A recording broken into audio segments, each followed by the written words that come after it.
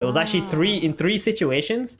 Zoomers had Naga Siren, and Undying lost all three games to that one hero. So it just makes it very logical for them to just get rid of it right now. Plus, if you get like an 18 pick Naga Siren, which is like the fourth pick on the Zoomer side, and you can't really like pick to counter like preemptively counter it, because then they can just take another carry, and that'll kind of just grief your draft at that point. I've seen a lot of the drafts come down to banning out all the carries, and then the teams are kind of stuck with like some quote unquote B tier carries. Do you feel like that might happen here with both teams not locking it, not able to lock in any carries yet? And we're kind of seeing a lot of those bans come out. Yeah. Yeah, I mean, it's right now. I think everyone views the three best carries as like Terrorblade, Medusa, Luna. I think the next heroes like Spectre. I don't know, whatever carry is good for game. Maybe Spectre's in tier 1. But Yeah. we've seen like a lot of focus on bans and carry, and that's also resulted in a lot of early carry picks. So we'll see. I think usually Undying, if it's like this where all the carries are banned, Undying has an advantage because they have the pick out of phase, which means they ban 3 heroes that they think are good versus a carry, and then they might just take their carry here. It's the best like theoretical draft structure because then DK is still open to being 2 or 3. Yep. And there's the position for Marana for Moon Meander also coming out here. They banned the PL. Marana would have suffered a lot against a Phantom Lancer pick. And Undying, the thing about their drafting as well is they are very like systematic with how they pick. Normally they would just take their position 5 first, then their offlaner. Maybe they can flex the offlaner pick to the mid like Death Prophet, Dragon Knight, these kind of heroes, and then they take their position 4 and just set up for the carry probably in the next draft. It's kind of surprising to me. I think AUI, maybe you can touch upon this since they were your ex teammates too. Like teams who have this draft structure and just kind of stick to it, like they're very stable, but they have a hard time finding like these kind of cheese situations where they can bust out, out of nowhere. And is that like a negative thing, or do you think just being solid is good enough? It depends on the situation a bit, right? Like if I'm Undying, I think I'm the better team. I think I just play solid. Right. Like it's like any game. Like if you have a higher percent to win in an even game, then it's not bad to just play an even draft game. Make sure you can play your game. Honestly, like with the history between these two teams, I would feel like if draft is playable, I'm confident from the Undying side. And we can see like that was like so planned. Like 4 Zoomers knew they were gonna go for Morphling and instantly picked the Spectre. And Undying, I don't know if they knew they were gonna get Tidehunter there, but like they were ready to pick the Morphling as soon as they saw that watermelon. Yeah. Tell me a little bit about the lanes. I know that you mentioned earlier that Dragon Knight can kind of go anywhere. So tell me, with the current picks right now for Undying, what are these lanes setups? It's straightforward, I think, at this point. I mean, I guess not really, because the Morphling can technically go mid, and it's a very good matchup against the Ember Spirit. Brawl played But it mid last game. right, right. And they might just like hold off on their carry until they see the last zero of Zoomers, but Zoomers are just going to take like a position 4 here anyway. And if they can put the Morphling safe lane, they will, but probably won't, because Apparition Morphling is one of like the worst lanes. But the reason why they did take it is because they can still flex the Morph and the DK. But yeah, I was quite impressed with how fast they zoomed through those last picks there. I think Undying, they must have like some kind of a sheet where they're like, okay, if we have second pick, we're gonna try to aim for these cores because they're very flexible, and then we'll just try to hold off to the last pick to see like what hero we want to round out our lineup with, and then we'll figure out where the other 2 guys will go. Yeah, for sure I can guarantee they have a list of flex heroes. From first pick you got a support core flex, from second pick you just got a core to core flex. And it's as Theban said, you really just don't quite know where Morphling's going, but I think you can sort of assume he's mid, right? Like you wouldn't want to play Morphling AA against Tidehunter +1. Yeah. We'll see though. Like they might pull something funky. Like they'll see everything, and maybe they'll get such a good mid matchup that it's okay for Morphling to lose his lane. Like maybe they're fine with him just going to farm. That hero catches up relatively fast, and he has purpose already. No, we're not putting Morph in that lane. We're not putting Morph in the safe lane. We're out of there, guys. We're gonna pick another hero. Maybe it'd be really cool, like something really tanky that can buy like Hood this game, because Zoomer's lineup is all magic damage apart from that Spectre's Desolate. So I don't know, something like a Bristleback, something that can just frontline for you and just like buy Ags goo, you know. But I'm not sure if Tomato is gonna play that. I know he prefers to play like the hard carries, but that could be an interesting, but something along those lines, you know, something that can just tank up and survive this lane. If it was Envy, oh, okay. Wait, is that mid? That's mid Doom though, I think. Yeah, I think it looks like it, right? I mean, I would actually wait. It's it's off safe lane Doom. Doom. Wait, Oh, Okay. never mind. it's Okay, They're gonna put the lane. Morph in the safe lane anyway Okay. against the Skyrath. That's I don't like this. I think Bristleback was actually a perfect pick. He destroys Tidehunter and lane, and he actually has good matchups versus everyone but Phoenix. So, Can you tell Interesting. me just a little bit about this matchup between Morphling and Skyrath? What makes it so difficult for Morphling? Skyrath just has a lot of nuke damage and an instant silence, so it's hard to. You have to play like higher HP than you want, and sometimes you can like still die to that magic damage. He's just constantly spamming you down the lane, and it would be okay if he had like a Rio 5 position, but A is pretty susceptible in lane, I think. Yeah, and I mean the lane is hard. You have to always constantly strep morph, and every time you strep morph in the early levels, it's harder to bring your damage back and heal it too. So you don't really want to be morphing that much, and the spam is going to be annoying. That being said, though, I think Zoomers don't have sufficient disables in their lineup. Actually, their only disable is pretty much the Tidehunter Ravage. Chains, I can't really consider that to be like a hard disable or anything. So I gotta be favoring like Undying draft overall. Yeah, I completely agree. I think for Zoomers, they have a lot of damage, but they don't have any building damage to go with it. They sort of have to snowball to win this game, in my opinion, because Spectre's not carrying this game. Not against Dragon Knight Doombringer, even this AA. So, yeah, I think Undying have a pretty decent draft advantage right now. Well, it looks like both of our casters have Undying as their pick to win. We will see what happens as we get into our very first game of the series, Undying versus 4 Zoomers. AUI and 1437, take it away. Thank you. Well, that was a very interesting draft. I think it was pretty fast too, right, Curtis? I think that must have been Undying one of had the fastest drafts I saw. I think they had a time penalty because like they went into the Oh. first phase with like 1 minute 20 seconds. Okay.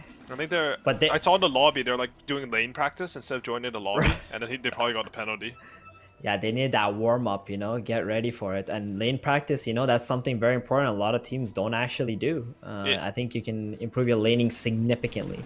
Even like for people watching out there, even stuff like doing last hit trainers and stuff like that, if you can isolate like key parts of Dota and only focus on working on them, I think you will improve a lot faster than like trying to spam games.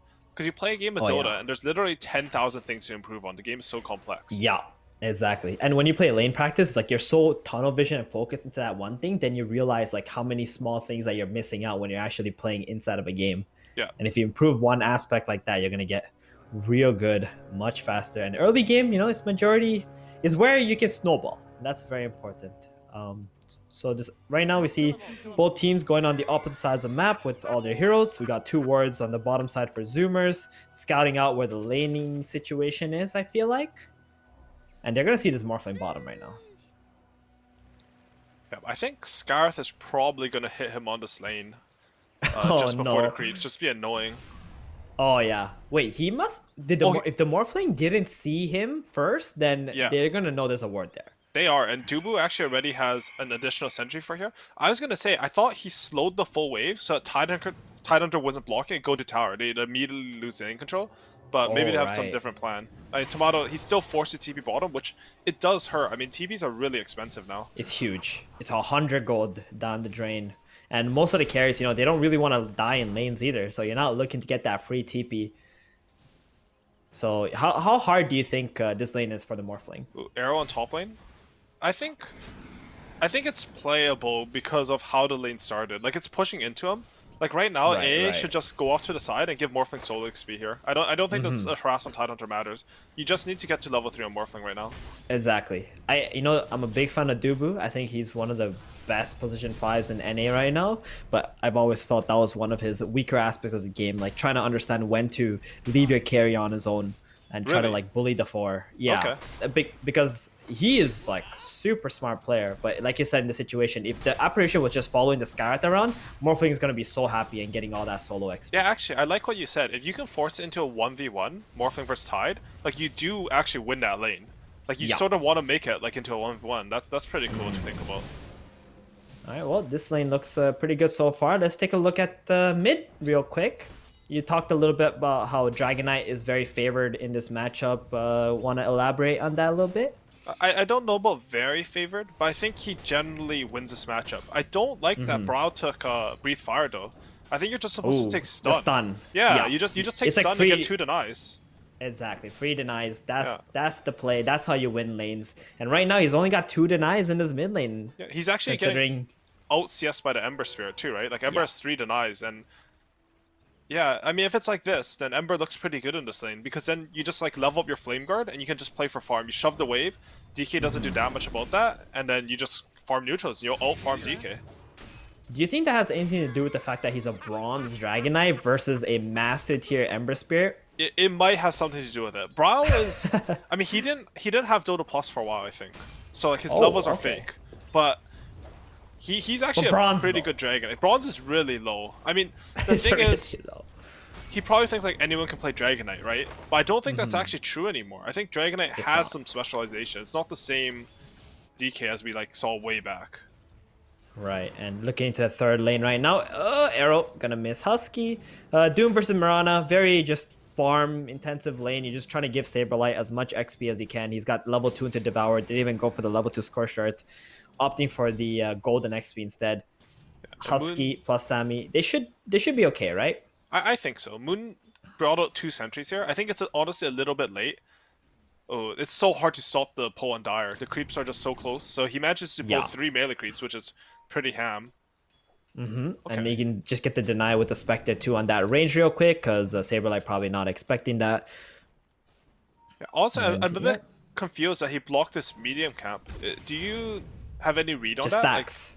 Like, I think it's just about the stacks, right? Okay. Like the Ember wants to go there, use the Flame Guard, get farmed. Husky's gonna see this. He's like, oh, I can't double stack anymore. But it's not that efficient. You just double stack the hard camp and medium camp on the right side. Like you can still do these two. You do. And then like I feel like so my read on him bringing 2 sentries was that the hard camp's blocked. He clicked Phoenix and saw he had 1 sentry. So after he dewards it, Phoenix is gonna reblock it and deward his sentry. I thought he was just gonna do that again, you know, and then they would have the camp. Like right now, it's 4 minutes in the game. You have, I would say, you have better fighting on the side, but you don't have access to a hard camp, which is a big deal for Doom and Potom. Yeah, that makes a lot of sense. That the Phoenix is just gonna come deward that, so you don't want to waste any of your gold resources. At least do something with it. Oh, Brack's getting very low bottom. Honestly, they're winning bottom really hard. They are. I mean, it's kind of even in last hits, but that's winning, right? Especially considering that there's a Skyrath. Like Skyrath is, I mean, the hero's not that lane like he's not a lane dominator anymore. But I think in this lane he sort of should be. I think Tomato and Dubu, like they had a good read on this lane. They just sort of spammed the Tidehunter down, and Brax, he actually went for like boots of speed. He didn't go for like more of a sustained pressure build. I'm not too sure about that. Usually you buy boots when you want to kill your opponent or prevent being killed by them. And I think he should feel like he's gushing for range creeps. He actually took Anchor Smash at level 1, which I think is wrong. He should just gush the Morphling and then double nuke with Skyrath.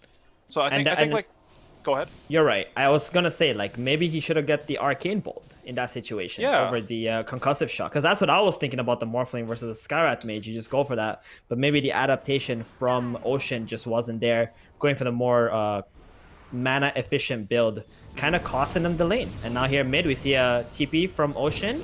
It's gonna slow the Dragonite down. Gunner, he's got that Flame Guard. Phoenix also coming in. They're gonna get the first blood onto Husky, killing the Dragonite. And that was DK who just used the Elder Dragon form. That's a huge kill. I was thinking when they went for that, I'm like, dude, that's a DK. Like, are you really killing him? But they really knew their limits. They knew just this Ancient Seal at level 1 was 30% extra magic damage, 3 points of Flame Guard, you know, the Phoenix Dive and Spirits. They had enough. That's a huge play for them. They're just so efficient with it. You know, you kill Dragonite at that time.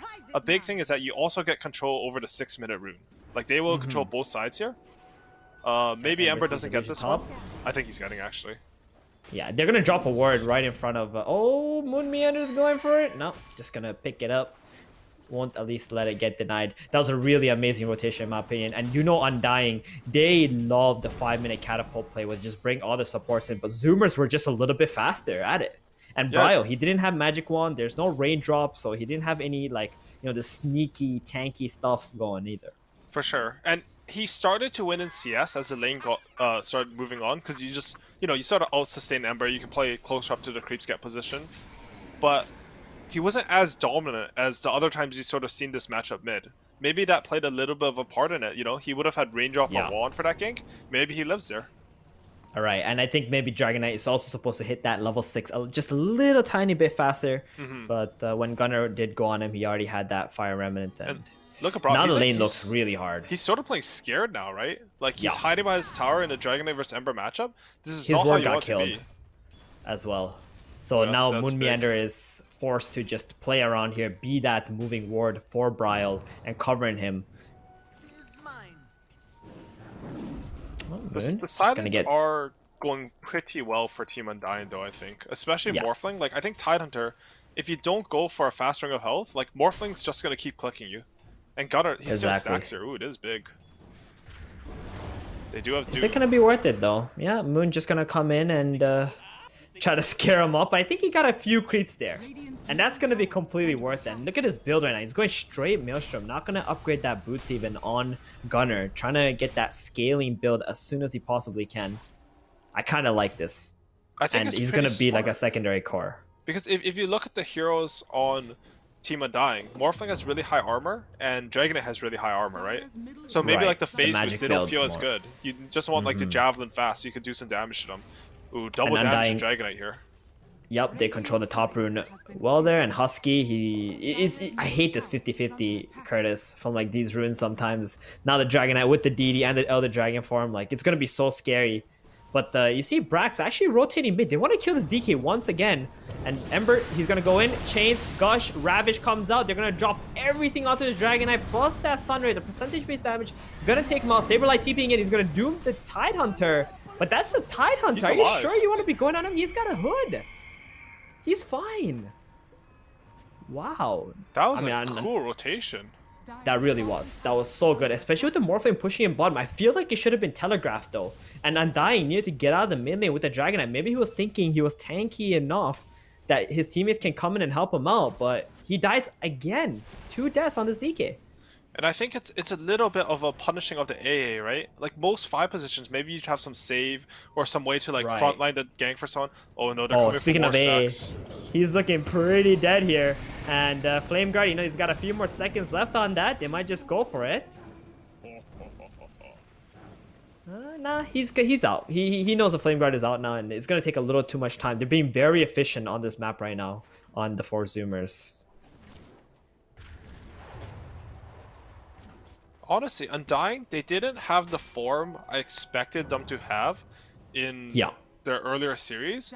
But I thought it was a bit of like Moon Meander. He sort of did an interview. He said they're treating like some of the games a bit less seriously because they don't want like over focus, you know, and choke because they're like the clear favorites coming in. But honestly, like 4 Zoomers, how they're playing this game, they're just like they're making the moves better. Like Undying, they're trying to respond, and 4 Zoomers are getting the kills anyways. Look at the stack right now. The big creeps left. Gunnar, he really wants. He's just pushing the limits. Okay, he just leaves 2 creeps behind. And you know what? I completely agree with you. And the fact that 4 Zoomers actually lost games in this tournament so far is also like a learning opportunity for them too, right? Where Undying, you know, they might be like, oh, we're not trying that hard against some of these other teams because we know they're not really our competition. We don't want to choke. But that also means they're probably not learning as they're going. Yeah, look at this. There's some really good synergy coming up here. Husky bought 2 souls because he's having a really good game of Phoenix versus Sammy Boy Spectre, who already has a Blade Mail. He farms like a triple or quad on the Hard and a triple on the Ancients, and all of a sudden he's the highest net worth real gold hero because, you know, Doom's sort of a cheater with his max devour. Yeah, he is. And Midas. And Midas. Got 2. And the tower down. I will say though, like, you know, 4 Zoomers, they're making a lot of these good moves to mid, but they are suffering a little bottom lane though. Moon Meander, he's getting pressured a bit. They can't kill him though. No, he's not going to spend the Ravage there. He does have a magic wand charges, but you know, the position 4, maybe they're feeling like it wasn't worth it. Even if they did Ravage, he might have not died. They could have been TPs coming in. Haunt though, that's something Samboy is down to use. He wants to get the kill. He has a Dust as well available. I wonder if a support gave him that, and he's going to get himself a little bit more gold. That was a beast play because you can't let the 4 just sit at this tower. Like you really want to kick this guy out, especially in this patch. Yeah, I remember yesterday there was a Viper who was sitting under a tower, and he farmed a lot, and he became such an annoying guy. That guy sounds like a really good player. That guy is really smart. He was. He carried very hard. You know that game? Who called Pandago to top? I was solo killing the Viper or the Timbersaw. I was mad he rotated. Oh, Doom. Oh wait, hold on. Arrow onto the Tide into a Doom, so Kraken Shell would not be popping right away, and they're gonna chase him. Oh, there comes the big blast from the top lane. Gonna burst. Mr. Brax there. That was a pretty nice kill from them. And one more thing, AUI, I want to say, like we didn't mention it, but Bryo with that DD, he knew that they keep killing him mid, so he actually went top lane to take the tower, and he's been sitting up there for like 3 minutes after that tower was taken, and now almost has a blink dagger. Ooh, that's big. Oh, Ocean. Ocean's also looking pretty dead right now. Oh wow, I'm surprised by Ocean's skill build. At the major, every Skyrath went 1-1-4 or like 1-2-4. Like they all prioritize getting Ancient CO levels. Maybe it's like he doesn't have that much magic damage. I mean, it's just, it seems like if you're picking Skyrath, you only pick him for his silence. Like that's what I think of that hero. Because like the heroes don't like. If you compare Skyrath to Hoodwink, like Hoodwink's literally better at everything that Skyrath is, except for the silence. Like the silence is his best spell. He's usually like much harder to kill too, right? Yeah, exactly. I mean, Hoodwink actually does more damage than Skyrath. Like other than the silence. So that's very sad to hear. Yeah, this hero's sort of a dead hero. But at the major, like EG would pick it with Abed, Tiny, and stuff, and they'll like run around together, and they would just burst anyone. It would do like 2,500 damage to a hero with Hood. Yeah, that makes a lot of sense. So going for his own personal build here, Sammy Boy tanking right in front of the tower. He's gonna get blinked up by a DK, and they're gonna go all in onto him. Ice Blast comes out too, so the Sunray not healing, but the Doom will take the fall. Moon Meander, he leapt in. He didn't have mana to Starstorm. Now he will after using the wand, but that doesn't matter at all. And Undying, they're gonna lose 2 heroes. They did manage to kill the Spectre, which is gonna create a little bit of a difference between the Morph and the Spec, but the mid tower is in a little bit of danger. Tidehunter does have the Ravage up, plus the Mystic Flare, so they can burst the hero if they get a little too close here. They do sell this Blink of Dragonite. Oh, stunning. Yep, they're going in with the Morphling as well, just kicking him off the tower. Brax, he's holding that Ravage. He's just protecting his teammates, Timato with that Flame Guard. And now they're going to blink in with the Doom, go on to the Skyrath. No, not any stuns left though, but the last slight from the Morph going to be enough to bring him down. So they do manage to defend the tier 1, and it's going to be Undying now, going back at Zoomer's tower once again. There's just 5 heroes mid for both sides. They really want to fight over this mid area. Yeah, Gunner coming back in. Slight, that he's got that Maelstrom now, so a lot of poke damage available. Oh, Moon. He's getting real low. This Maelstrom is not to be underestimated. So did he go Maelstrom into Phase Boots, or is it like Javelin into Phase Boots? I didn't quite get to see. Yeah, I didn't notice that either, but I think you might be right. It could have been the Phase Boots and then the Maelstrom. I'm not too sure what Javelin. he did, but it ends up like you do want Phase Boots even if you get Maelstrom this game, just because you don't need something like Travels. You're playing with a Spectre. He's going to deal with like these lanes that are bad to push. I did want to mention, on 4 Zoomer's push on that mid tower, Timato went for like this big play where he turned into the Ember on his waveform, and he had like I think he had like a 40% chance to get the Ember in his chains, and it would have been like a free kill. So that was like very spooky. The play. Yeah, that would have been very was so low there. I think honestly, right now Gunner, if he chains good him, though. He is very good right now. If he chains him there, I think Brax would have popped Ravage, and they still would have lost Ember. So that would have been interesting. Brax gonna be chased. He's playing under a ward, and they're gonna get the stun on, and they're gonna doom him. Ice Blast, everything being dropped for this Tidehunter. I mean, they had to do that, or else he probably would have just got away by clicking the hood and the magic wand. And it looks like that's the play they do to get this tier 1 middle. Both teams, that's what they're looking at. They want to defend on the side of Zoomers, but it's going to be really hard without that tanky Tide in the front lines. Brawl just hitting this tower down. That Corrosive Breath, so much tower damage as well, and they're going to get it. And this is what every team nowadays is looking at, right? Just get that top tower, get the mid tower, control that area of the map so your cores can efficiently farm, and then start looking for Roshan. Look at Sammy Boy though. They have a great ward on him from Dubu. Oh yeah, they're gonna jump in. Sammy Boy, he's just gonna get instantly bursted thanks to that Ice Blast. Wow. And that's such a scary place to farm though, as Sammy Boy.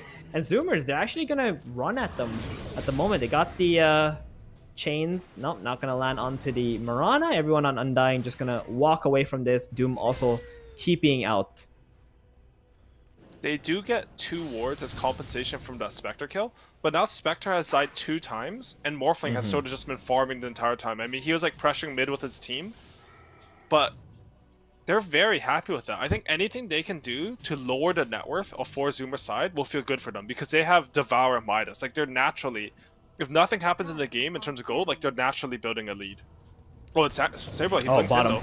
They know Saberlight doesn't have a TP. This is a really good smoke from the Zoomers. Going down there, just one chains into the Mystic Flare. Gonna Top be lane enough. Yeah, top lane. Once again, Samboy getting jumped by the Dragon Knight. Ice Blast, Arrow, Starstorm. Sammy Boy, he just had... I feel like he's got the wrong read on this game right now as to where Undying are on the map. Yeah, like, these last 2 deaths, they were real bad. These last 2 deaths were straight up bad, because he saw them take mid tower from the top side, right? So they take from top side, you can assume they have jungle control, which means they're gonna have wards in there. Then they have wards in there, they see you in the hard camp, they kill you. And then your teammate shows 4 heroes on bottom, and you sort of like sit in top lane. Like, they're going to make a play. But both teams, like, they're making these very fast movements. You know, they use Doom, so we smoke on them. And it just seems like, you know, you're getting a little bit of an edge on it with Undying, because you're just constantly killing this carry. And, I mean, the Zoomers did make the correct play when they saw the Doom TP bottom go after kill him, but they can't afford their Spectre to die. Like, all these plays don't mean anything if your carry is not also getting free farm at the same time. Yeah, if the carry is sitting somewhere hiding or dying, then you're just gonna feel like it amounted to nothing. For sure, and I think you can sort of think of the smoke. So they smoke like this, right? So if you look at the smoke path, if Samuel is farming anywhere in this area, his team smoke is sort of acting as a shield for him. Exactly. So like he can hide behind them. Like, they're smoking, and you're sort of in the smoke, but more like you're just using it to farm. And all of a sudden you have these open camps. Instead, he's like in the most vulnerable area of the map. Like, you're smoking down. That means there's nothing over here to protect you at all. And he just dies. That's okay if Husky, for example, is like playing ahead of you, right? Tanking the smokes for you, dying for you. Then it's all right, because then now you baited out a smoke, but Husky wasn't there. Same thing with this previous death. Like, there was no one on his team playing in that jungle, covering for him. So Samboy, you know, he's got to wake up a little bit here. And bottom lane, he's going to get jumped. Saberlight, stun, Doom, Ice Blast comes out. But he's, no, not too much damage onto him right now. Comes in, the Tidehunter doesn't have a pipe or anything. Sammy Boy, it's getting close. He's dead. That Doom and Ice Blast. Oh, man. And they're going to tip him too. He kind of deserves it at this point. That's 3 real bad deaths. Do you think that one was... I think that one was a really good play from Undying, to be honest. It was, but like, to be fair though, the previous 2 deaths kind of led into that. That's true, that is true. If Spectre has his Manta there, which he should have if he didn't die those 2 times, then he's not dying to that play. Yeah, that's a good point. I do want to give props for the plays Undying are doing, right? Like, Samuel, like in a pub, like how Samuel is playing, like he'll probably get away from it. But Undying, like, they've shown that they're actually a really good team during the DPC. And, like, they're punishing Sammy Boy. It's not even like... Oh, Gunner. He got stunned up. Tidehunter also getting disabled, so he's not going to be able to get the Ravage off right away. But they do get it in the end, and Doom dies. Brax, though, now he's going to be hunted down. There's no backup damage coming from the Zoomers. Like, they used that Mystic Flare. They killed the Doom off, but what after that? And it was just Gunner trying to play around to create some kind of information. Not going to cost him this Roshan. Yeah, and we saw the Ravage was there, but he actually blinked into Saberlight's Hoof Stomp, his War Stomp. Yeah. And that, you know, that buys enough time that they kill off the Ember. I mean, I don't like the plays 4 Zoomers are going for. I don't mind them. You know, they're poking and prodding, but I think Undying's just been on top of punishing them so much this game. I agree. And I have to tell you, like, we keep, you know, kind of going at Simon Boy here, but all these plays that Zoomers have been doing now, it feels like they're trying to make up for Simon Boy's mistakes and the fact that he's dying. It's true for sure. When your carry dies like that, what it means is that you, as a team, your job is now to focus on finding a way to get him back into the game. Because it is a team game at the end of the day. You have to cover for each other's mistakes. Sammy Boy's game, like, gets hurt a lot, but honestly, the person whose game gets hurt the most is Tidehunter. Because he has to play like a support role instead of like being able to push lanes normally, get farm, and you can really see that reflected on the net worth. Like, Tidehunter right now is not a real core hero. He's like a Blink Ravage. He's going for Aeon for Tide. I fully expect Moon Meander at some point in this game to actually have more net worth than Brax, because Moon has had a lot of space for himself. as Saberlight, Dubu. Look at them. They're smoking once again. They got that Doom back up. I love this kill squad from Undying. It just feels so easy for them to play. It's like Mirana and DK stay together, or the Doom and the Apparition stay together, right? And like at some point they're taking turns who's going off the map. And here the Spectre, oh, he's playing very safe though this time around on Sammy Boy. He pops the Blade Mill to deter Undying from jumping him. It's terrifying for Sammy Boy though, right? Like, look where he's farming. Wait, is he going for mid-wave? No way. No, he can't. Okay. He shouldn't. And Morphling also top right now. You know, this is a 2-lane concept at the moment. Just control top, control mid. They're shoving the lanes. They're hitting the towers. Zoomers, you know, they got control over bottom. But like you said in the draft, they don't have any tower damage, to be honest, on the Zoomers. It feels really hard for them pressure. And because we're talking about how Zoomer smoked and it didn't end up protecting the look bottom. Who stomped into a Doom, and that's looking like a pretty easy kill. The backup from Zoomers a little too far away. Brax gonna have to just blink away, and Skyra just TP's on now. Even if they did try to go with the Ravage, I feel like they could have killed one hero, but then everybody else was dead for sure. After. So you can't even go for. Oh no, Brax got arrowed. But they can't really do anything with this, right? Yep, not much backup available. Plus he's got that Kraken, so they're just gonna go back into their map. Into their base with the Zoomers and Undying. They just have so much control on this map right now. And I want to talk a little about the last smoke, where they were just sort of going towards mid tower, hitting the tier 2 from the front. At first, that seems like that smoke didn't really connect from Undying. But when they're taking the smoke path, Tomato was sort of pushing all the way down top. And we can sort of see the difference between the two smokes that happened. He got like 4 waves for free and a tier 2. His net worth accelerated like crazy, even if the smoke didn't kill any heroes. Meanwhile, you know, Zoomer smoke, it connects on a hero, but they actually lose net worth because Sammy Boy's not protected farming safely and he dies. Like, it's a big difference in this game. He's got like really crappy creeps while all of that was happening. Not able to get all the lane creeps and do tower damage as well. Now Tomato, with that Aegis, like he feels so confident, right? Like this is why Aegis Roshan is so important in these games. It just helps your carry get to the next item so fast. I think at this point, it's pretty much about like you cannot fight into this Aegis. Like they're too far behind. Your only plan for 4 Zoomers is to sort of split the side lanes, become rats, and then like if they split up, they use a bad TP, then you jump someone, and you take like a outnumbered fight. They do have the tools to do that because at the end of the day, the one thing that Skyreth gives you is a lot of damage, right? Like if you blink Ravage a core and blow everything on him, you will kill him. I think. I only think because it's only Ravage as a stun, right? Yeah, it's just one kill, and that concerns me a little bit that you say that, because if Undying play with buybacks, that's a pretty hard counter. Or even, what if they get a BKB off right before the Ravage? Yeah. They got 2 of them already, and there's a third one coming up on the Morph. Yeah. And it's like, you need to kill Morphling too, I think, right? Like if you Ravage DK, I actually don't know if he dies, and you don't want to kill him. Same for Saberlight, like you will kill him, but at what cost, sort of? They are going for Moon Meander here, but he has Greaves. I don't even know if they can get this kill. Yeah, they're gonna see him.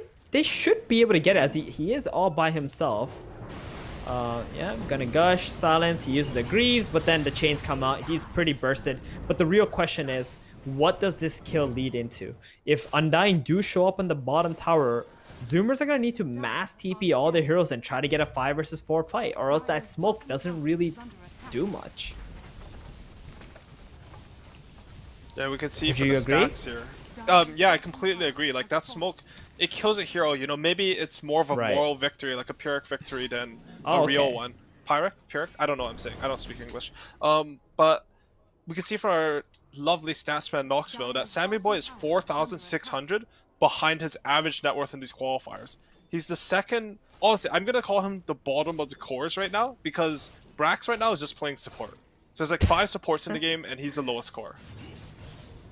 That's really saddening, because, you know, you expect Zoomers to be able to get kills and at least stay relatively close to Undying if they want to be able to win with a lineup that doesn't have a lot of tower damage. Honestly, they needed to snowball this game, right? Like if you pick Ember, Skyreth, you're sort of looking to snowball, and then once you've snowballed enough, you can like farm it up, because you do have a lot of teamfight. You have Spectre, Tidehunter, Phoenix.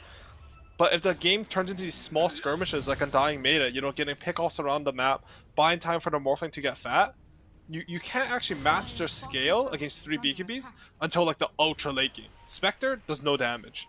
You know, Scarlet and Phoenix do damage, but not versus BKBs. So when they have 9-second BKBs, you just can't fight. And now they got a BKB coming out on Tomato too. It's on the courier, bringing it in. And it does look like Zoomers are surrounding this bottom area. Skyrath is not there though for that burst damage. Oh, they're going to jump onto the Ember. They just blow him up. This Dragon Knight just stun. You know, they popped the BKB on the Doom. He didn't even use the Doom, so they still have that available. Tomato is not even hitting the tower. He's actually going into the Ancients area, scouting what is going on in here, just letting Bryle do the dirty work. I like this from Undying. This is really smart. Oh, they're going. Oh, the Ravage onto the Morph. They're trying to burst him, but he has so high HP. He's going to pop the BKB. He's going to turn it around. Saberlight does not have his BKB up, so he's going to be the focus of this fight. And Phoenix super dead, but the Doom also dies here. Bryle going to pop his BKB, going after Brax. They're actually ignoring the Spectre for the time being. And Tomato, he's looking at Sammy. Brax does take a fall on the bottom side, but Sammy, you know, that's the big hero, right? The position 1 hero. Yep, not gonna be able to get out of that one as they weren't able to burst Tomato. He was sitting on like 2.8k health. Yeah. There was, I really didn't feel like they had any chance of really killing him there. Plus, he's got that Nether Shawl, which makes it very hard for any burst to be effective. I'm not gonna lie, like that sort of play, I think it was good for Zoomers to go for. Like it looks stupid now because they lose all their heroes. They're down Ravage. Honestly, this game is probably over. But they had to. Yeah, their only win condition is to kill Morphling there and then take a good fight. This is a one fight all game that they're gonna have vision because they have this like very sneaky ward in their own triangle, and it sort of reveals it wasn't even a win condition, right? It was like a we need this play to stay in the game. It's like a not lose condition. To keep going. Right. Yeah, it's just so rough the position that Zoomers are in. And you can think about it though, like if they don't make this play, they're sitting in base, like they're gonna get to 25k net worth lead, they're gonna kill Roshan, and you don't have any not lose conditions. Like you're gonna blow Ravage, you're gonna kill an Aegis, and they're literally gonna kill your throne. So like while the play doesn't work, but I still think like it's a good mentality from Zoomers. They're sort of showing that even though this draft, in my opinion, and a little bit of play did not go their way, like I think this shows they're still in the series. They're not mentally out of it at all. Yeah, they're just trying to, you know, do what they can with the hand they got. Oh, Ember gonna just get blink stunned right after the slide. Arrow comes through. No real saves available apart from the Phoenix Sunray. That's not gonna be enough, obviously. The Ice Blast was on the way too, if it wasn't already enough to kill Gunnar. And Gunnar, he must be lost in terms of what he's able to do to make some space for his allies. I mean, the Spectre is still farming, but so under farmed. There's 3 cores on the side of Undying that are just ahead of the spec. Yeah, and as you were saying earlier, Moon Meander has now surpassed enemy supports. She's hard in all 3 of them. And look at Undying's wards. Like, they're set up wards to see Spectre when he tries to like eke out any little bit of farm. They're just gonna TP heroes here with Saberlight TPing up, Moonlight Shadow, and just kill. Like exactly. It's so hard. And Bryle with his Aghanims dragon form can just run over trees, get to these heroes so quickly. Saberlight gonna drop the Doom onto the Tidehunter, and then they're gonna turn onto the Spectre, so the Tidehunter can't even pop the Ravage to save the spec. And now they're gonna turn around for Brax. He's super dead. And these are all just plays to keep Zoomers down while Roshan is waiting to spawn. They got the top outpost. They might just run right back up there. You can see Bryle moving towards the mid lane, but without that dragon form, I guess he's gonna be a little bit slow to it. Yeah, for sure. I think right now Undying, like they have very good fundamentals. Like they're just gonna wait for Roshan before they go high ground. There's no point, like you know, you have no Doom. You have no Dragon Form. There's no point forcing more than you need, because if you look at it from their side, like the game's over unless you dive the fountain with no Aegis. Yeah. Like you have this game in the bag. Just play solid Dota. Like we're talking about the draft. Like they just want to play solid, draft solid, and they'll feel good about the game. They got like their checklist going right now, right? Actually, Gunnar gonna get who stomped up, but there's no Doom. He's just gonna get out. Yeah, they got like a checklist going, right? Where they're like, okay, we take mid, we take top, we control jungle, we get some mines, we get Rosh, then we take some more towers, then we control some more, then we wait for the next Rosh, and then we kind of like end the game on the second Roshan, which is what they're doing right now, and they're in the perfect position to be able to do that. Yeah, and something that LOA from Quincy Crew always said to me that sort of resonated is like, if you look at Dota and you think about what your win condition is, like oftentimes it's not like a set of racks or killing like even like killing tier 4s or something. Generally, your win condition is a 20k gold lead and an Aegis. Yeah. Because it allows you to take a fight in the enemy base. If you don't have Aegis, you're sort of fighting 5v10, you know, because they're all gonna have buybacks. Yeah. Right. With Aegis, like you know, you have that front line. It's hard to buy back against. And there's a second Aegis right there onto the Morphling. This Morphling also has a Daedalus, by the way. I'm actually... I wanted to ask you about this. How do you feel about these carries and buying Daedalus very early? I've seen Luna. Boris has been buying a Daedalus on Luna quite a bit. Morphlings with Daedalus as well. Normally, I liked it against Phantom Lancers. Like, it just felt really good to be able to burst through the illusions for heroes who normally can't kill them. But yeah, I feel like it's getting a lot more popular now. Well, the Luna Daedalus, I think got started by LGD Ame. So I'm gonna say that one, like he's probably like experimenting with it. We don't know if it's good or not yet. I think Daedalus is sort of a meme this game. Like you don't need damage this game. Like if he hits someone without Daedalus, they're going to die this game. So do you think like they're just not trying Satanic. to burst off the Dragon Tail, or like just be able to, you know, And wave in and just like if Morphling doesn't hit anyone, like he uses one W, they use an AO ulti, like they're dead, right? Right. Like there's no saves on. He can buy whatever he wants, is what you're telling me. It doesn't matter what if you don't need damage, then you should itemize to be tanky. Because if you think about like you should always be thinking like how does the enemy win the game, or how do we win the game? How we win this game is we hit high ground with Aegis, we break their base, and how 4 Zoomers win the game is they burst a hero who's hitting base, ideally without an Aegis. The way that you stop getting bursted is, you know, you buy some tanky items. You don't need damage, buy Satanic first. You know. Like, if you remove the ability for the enemy team to kill you, then you're just going to kill all their buildings and win the game. Yeah. I do like, though, that Undying, they do have some of these defensive items like the Guardian Greaves, the Force Staff available on the Mirana. A Glimmer Cape would be really nice, I think, if Dubu can get that as well. And, like, that could possibly make the Morphing feel a lot more comfortable, especially since he did go for, like, both Scotty and BKB, right? And, like, actually all his items give him some kind of tank ability, plus he's got that Paladin Sword. You know, I've been theory crafting, because in all the qualifiers, like, Glimmer Cape used to be an auto buy in position 5. Right. But it's actually a much less spot item right now. Even Animajor, ESL 1, I was theory crafting that a lot of it is because of Aeon Disc. Like, you don't need Glimmer Cape to save your cores. You want something that prevents their Aeon Disc from being popped like Force Staff, or just like more scaling, like Greaves, etc. So like Glimmer Cape, like it's good, but like if they frontline with like an Aeon, I mean it's not relevant this game. None of their cores have it, but I'm just thinking about Glimmer Cape as an item. Yeah, that makes sense. I mean, Aeon Disc is such a popular item right now. Oh, Blink Stun onto the Phoenix. He does have that Aeon Disc, as you were just talking about it. That's gonna be his get out of jail free card this time around. You know, I forgot. He's just gonna hit the high ground with Dragonite. And like, how do you burst this guy? I really don't know. I actually love this Blink BKB Axe build that people have been buying on the Dragonite. It's so solid. They can burst him. He has no tanky. Dragon form. There we go. Yeah. Kappa. And they're just out of there. Just get the free racks, and now they can just flip the map. They've been playing top side. Better to now go play bottom side and middle area and just go for the next racks. They might just go straight high ground mid, eh? Interesting. Yeah, I think they're bored. They just want to end this game. Like, go next. Like, honestly, I'd be a bit mad at Zoomers right now if they didn't leave this game. Like, maybe they're still trying. You know, they're channeling their C energy. But like from Undying side, it's like a routine cleanup at this point. I mean, that's Zoomers in a nutshell, though. Like, these guys don't give up. They love to just fight till the very end. They always trust their instincts. Even Gunner in pubs, man. You know, NA pubs are known for people running it down mid if they don't win the first 10 minutes, but that's not Gunner. Gunner is like 4 versus 5. His teammates have given up. He's still going to be like, it's okay, guys. We just need this item and this to happen. We're going to be okay. Yeah, and we're, you know, Undying, they played very solid all game. But the first sort of like crack in their armor is, you see Brow, you know, he's going for a moon shard. They're sort of starting to like pound around a little bit. Oh, wait, hold on. Saberlight blinking in. He's going to get that Doom onto the Tidehunter. That's the big target for them. They don't want that Ravage to come out. And oh my goodness, the Tomato Sleight of Fish is going to burst through the Phoenix and the Tide there in the backline, though. We do see Gunner going for the Apparition. His Aeon Disc is going to pop here. And Doombringer going to die inside the base as the buybacks do come out.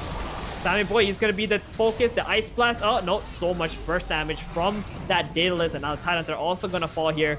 Gunner He cannot afford to die. He's the last yeah, the last core left alive, and he's gonna have to zip on out of there, and they're just gonna take this tier 3 plus the racks with Morphling plus DK, who still has that cheese. They don't even need to use it. So Zoomers, they do spend all of their powers to kill what they can, but it's just not enough to bring down the entirety of Undying.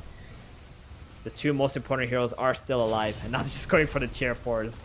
It's like they don't even care to wait at the moment, but as the Phoenix comes back alive, they're just gonna get out. The Sunray could be a problem. And honestly, that was a respectable defense from 4Zoomers, right? That was. Like, they planned it, they sort of baited them in, and then they used their buybacks to turn them. Like, normally you would say, like, a little bit sloppy from Team Undying, but when you're up this far with an Aegis, like, I think they know they can pretty much do... Like, if this Morphling, if he dropped his Scotty, and Dragonite dropped his Moonshard, and they killed it, I think they're still in, like, a 100-0 winning position this game. So, that's rough for Zoomers. I will tell you one thing, though, Curtis. This is TI qualifiers, right? And there could be nerves and, you know, all these things kicking in at some point, even when you're ahead. There was a qualifier where I played in, where I was up 25k in game 3, where if I win that, I got a TI, and the game was thrown. Really? Okay. Yup. The game was thrown. It was TI7 qualifiers against TNC. It was very, very sad. I will remember it till this day. So I'm not going to count out the Zoomers just yet, but right now they're going to blink stun onto Salmon Boy. Ice Blast also coming out. Force Staff in the Spectre. Spectre does not have buyback, and that's going to be the Megas. It's looking like they're going to seal the game right here. Mr. Gunner, he's the next target, and they still haven't GG'd out, man. Zoomers. I think Sky's got this. Sky's got this. Yeah, he's got Ember does buyback. He's got doing a quite a Midas. bit of damage, you know, with the Slight and the Maelstrom and his Aghanim. Yeah, gonna fall here. Morphling, they get their Aegis. They're gonna keep diving. GG's called, and that's gonna be it. Undying. That was so clean on their end. You know, you were talking a little bit about their items, but at the end of the day, they've already played like 95% of the game that they needed to play properly. Their draft was incredible, in my opinion. They got pretty much everything they wanted for the most part. And the Zoomers, man, they got to go back to the drawing board. The lack of disables, and I think the Sammy Boy death feels like it hurt quite a bit in the early mid game. Yeah, I think Undying, they did a really good job. Like, for Zoomers, they made some really good moves, but Undying sort of identified, you were mentioning during the cast, how to catch up their heroes, you know? Dragonite, he got ganked a couple times. He gets to take the safe area of the map to get the fast farm. They outplayed bottom lane, so Morphling gets to stay there. And like they just had like at the end like a more cohesive draft, more robust, and they were just able to cleanly take this game. Yep, having more options is always really good. But right now we're gonna have a quick break, and we're gonna come back to break it down even further.